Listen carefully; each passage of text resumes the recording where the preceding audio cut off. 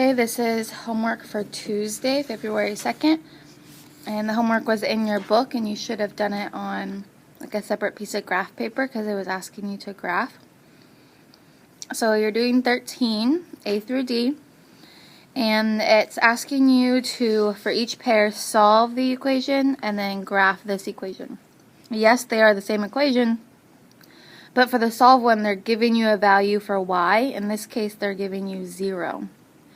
So in order to solve it, I have to do what we've been doing for homework yesterday and last week, where I need to get x by itself, which means I need to subtract the 6 from both sides.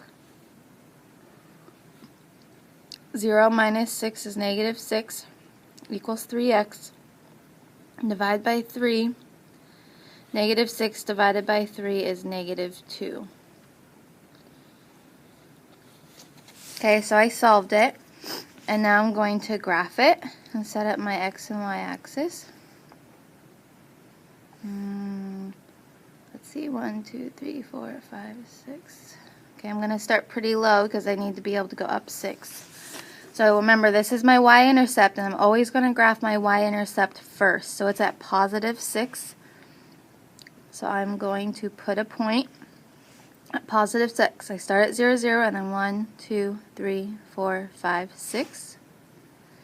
Okay, now my slope means 3, and I can pretend there's a 1 underneath it. So that's like 3 over 1, which means I have to go up 3, 1, 2, 3 over 1.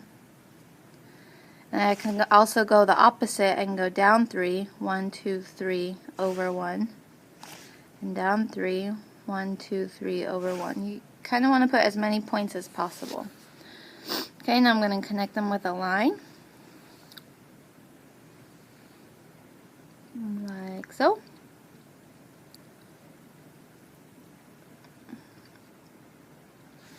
Okay.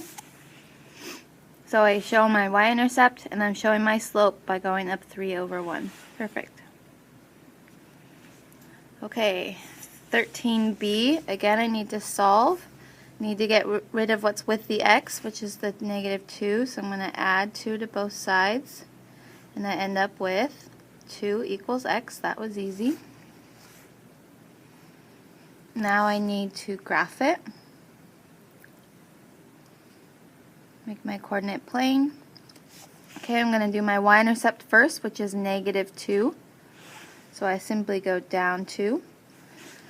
And then this, my slope is technically 1 over 1, which means on my graph I go up 1 over 1, up 1 over 1, up 1 over 1.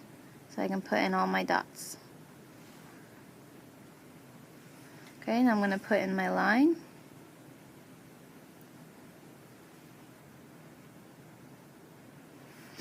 Okay, my graph is done. So you need to make sure that you have solved it correctly and that your graph looks correct. I'm just counting by 1 so far. You might have been choosing to count by something else. I hope not. But I hope you're making your graphs big enough and putting enough points on there. Okay, 13c. Again, I need to solve when y is 0. I'm going to subtract 10 on both sides. 0 minus 10 is negative 10 equals 3x. Divided by 3, I get negative 3.3 repeating equals x. Okay, now to graph it, I need to keep in mind that I have a positive 10 here for my y-intercept, so I might count by something different on my graph since I need to go all the way up to positive 10. I might count by 2's. So let me start my graph here. And I'm going to make this 2, 4, 6, 8, 10. You should have a big graph paper, so you could probably still count by 1's, but I would run out of room. So I'm going to put in my y-intercept of positive 10, and then my slope is 3 over 1, so just like the first one, it goes up 3 over 1. Or I can go opposite, down 3 over 1, down 3 over 1. Okay, put in my line. I do not like that line. Put in a new line. Still don't like it. Maybe start from the top. Okay.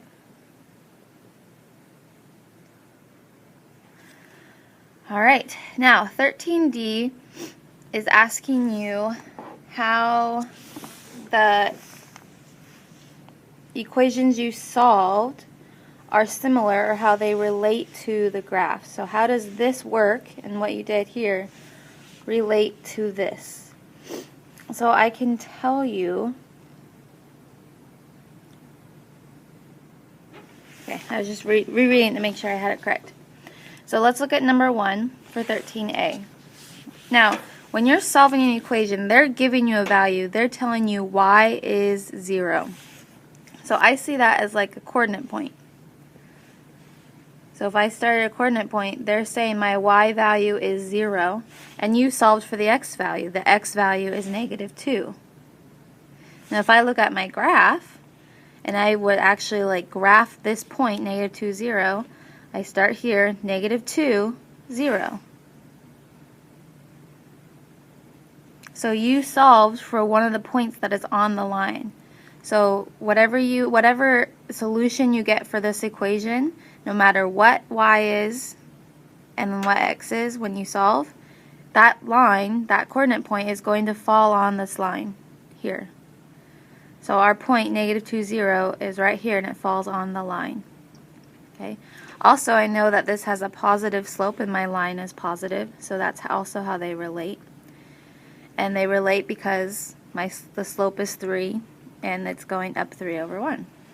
Okay, but the most important thing to notice is that when you're solving an equation, whatever you end up with ends up being a pair, ends up being a coordinate point for your line. -2, 0 is a coordinate point. Okay, let's look at 13B. Okay, they said when y is 0, x is 2. So let's look. When x is 2, 1, 2, y is 0. This is the point 2, 0. Okay, so it's still true for that one. And my slope is positive and my line is positive. Okay, 13C. They're saying when x is 0, that when y is 0, x is -3.3. This one's going to be a little harder. So let's see. When x is -3.3, so 2, 3 would fall in between here, so it's about 3.3, 0. So that is my x coordinate. So that point is right here when my line crosses the x-axis. It's like when we have the y-intercept, there's also the x-intercept, which is what we solved for in each of these situations because y was always 0. So we solved for our x-intercepts. So here's my x-intercept here, which is at point -3.3, 0. Okay, so for 13D, I'm going to have you write. Hopefully you already have some sort of an answer. But you would say, for each solution,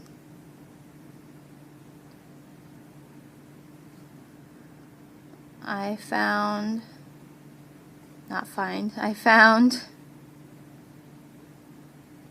the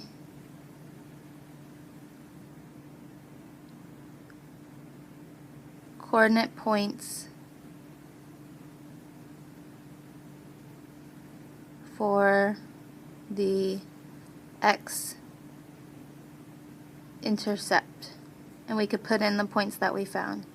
We had -2, 0, +2, 0, and -3.3, 0.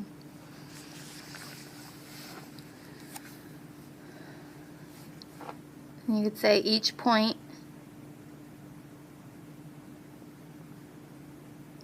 fell on the line of the graph.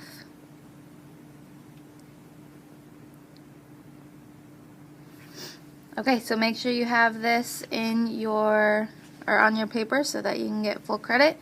And your secret message is, what is pundit? That was a word just from last week, so I hope you remember it. What is pundit? See you tomorrow.